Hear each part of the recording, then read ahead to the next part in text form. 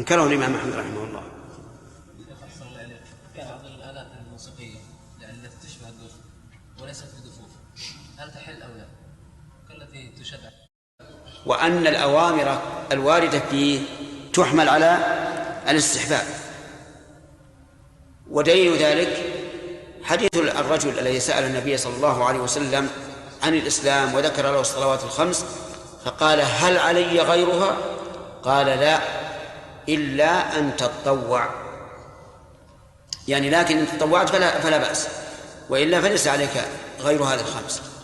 فالصواب أن الوتر سنة، لكنه سنة مؤكدة يكره للإنسان تركه، حتى إن الإمام أحمد رحمه الله قال من ترك الوتر فهو رجل سوء لا ينبغي أن تقبل له شهادة،